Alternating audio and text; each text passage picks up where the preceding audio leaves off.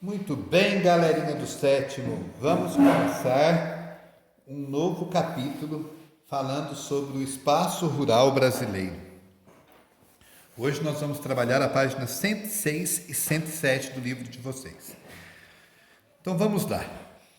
Quando se fala do espaço rural, a gente já sabe que o espaço rural é o oposto do espaço urbano. No espaço rural, as principais atividades econômicas desenvolvidas são a agricultura, pecuária e o extrativismo. É lógico que nos dias atuais eu não posso deixar de falar do turismo, que o turismo rural é fortíssimo em alguns municípios e acaba sendo a principal fonte de renda. Se você analisar essas três atividades, elas estão no setor primário da economia. É lógico, gente, olha o que ele coloca aqui, ó. Majoritariamente quer dizer que é a maioria, mas não é a única. Mas então tem indústria na área rural? É lógico que tem. Por exemplo, nós não temos a indústria de doce, ali a fábrica de doce ali entre Gonçalves e Paraisópolis. Gonçalves e os Costas, ali do Zé Rateio. É uma fábrica pequena, mas é uma fábrica. Um outro setor que também, o setor do comércio. Nós temos o comércio aqui tem o comércio na zona rural, tem uma vendinha, tem uma loja, isso é comércio. Tá? Tem pessoas que trabalham tem um táxi, também é um outro setor da economia, mas é a minoria. A maior parte dos trabalhadores estão na agricultura, na pecuária e no extrativismo. No Brasil, a agricultura ela é muito diversificada. Tá? A nossa produção, o nosso país é conhecido como o celeiro do mundo, porque nós temos uma alta produção de produtos agrícolas. Os nossos principais são o café, a laranja, o feijão, a soja e o milho. São os principais produtos, tá, que mais são produzidos no nosso país. Eu não posso deixar de destacar também a pecuária, tá? A pecuária bovina brasileira ela é muito forte, só que quando eu falo em pecuária, não é só a criação de bois. Toda criação animal é uma pecuária, tá? Olha, o Brasil é grande produtor de suínos e aves.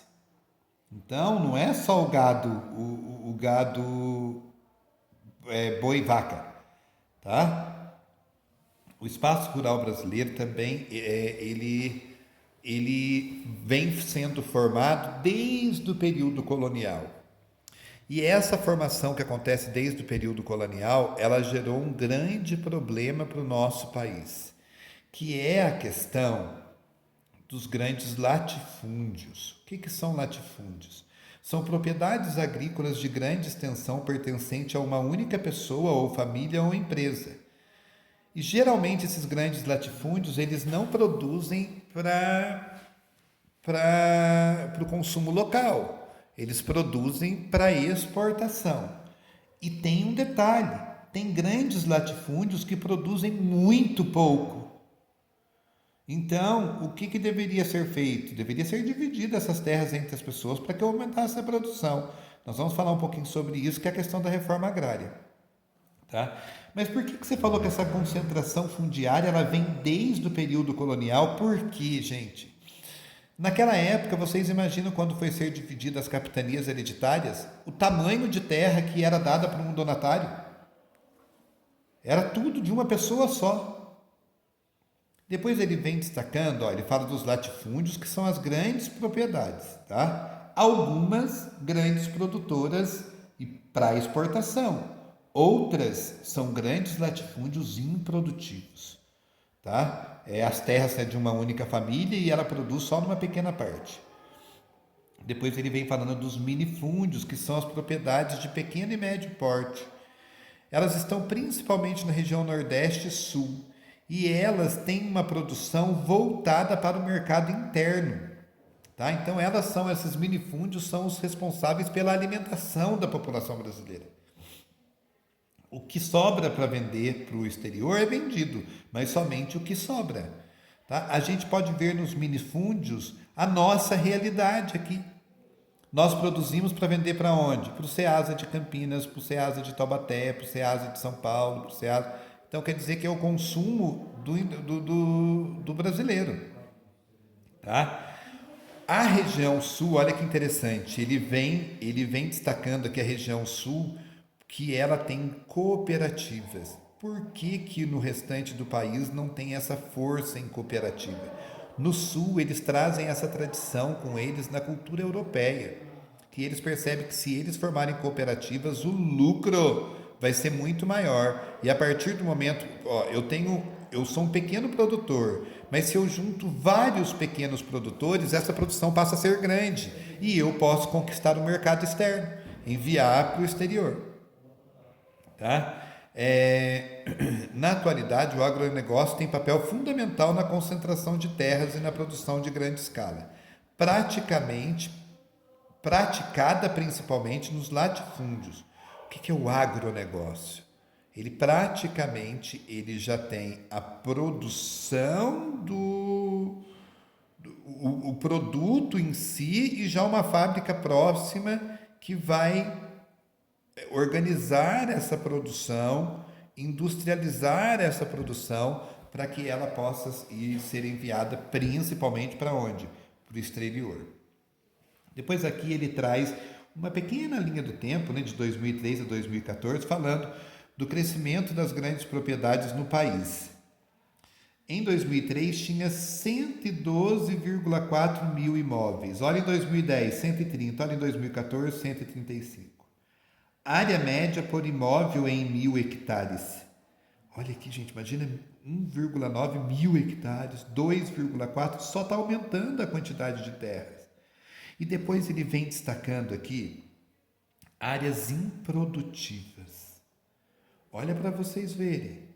Nós temos dessas terras ocupadas 175,9 mil hectares improdutivos e 143 mil produtivos. Então quer dizer que tem muita terra improdutiva que não é utilizada. Desmataram, utilizaram, mas não produzem nada. Tá? Então o governo tem que rever essa questão. E tanta gente precisando de terra para poder plantar.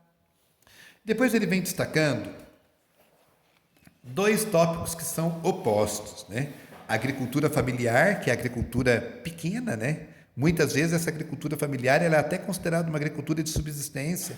E o agronegócio, que daí já é voltado para a exportação.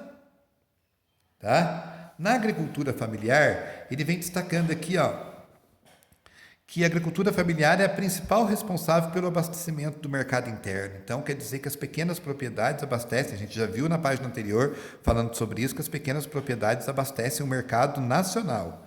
Tá? A maior parte dos empregados, dos trabalhadores no campo, estão dentro dessa agricultura familiar. Tá? E as agriculturas familiares correspondem a 80% dos estabelecimentos rurais brasileiros. Por que a maior parte dos empregados estão na agricultura familiar e não no agronegócio?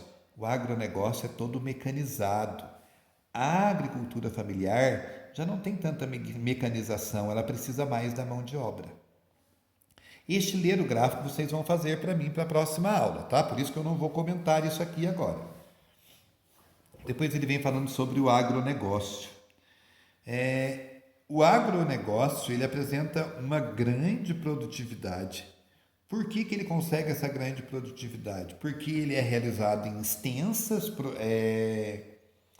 extensas quantidades de terra e com o uso de tecnologia nas diversas etapas da produção. A tecnologia é utilizada na produção da semente, a tecnologia é utilizada na produção do adubo, a tecnologia é utilizada nas máquinas que vão arar, que vão colher. Então, tudo isso faz com que essa produção seja muito alta. E daí, o produto, ele foca a exportação. Quando eu falo de agronegócio, olha o que ele destaca aqui. Ele engloba tanto o plantio ou a criação, como a industrialização e distribuição e comercialização dos produtos. Ou seja, ele produz a matéria-prima, industrializa a matéria-prima, distribui através dos meios de transporte e tem o comércio. Então, tudo isso está voltado ao agronegócio.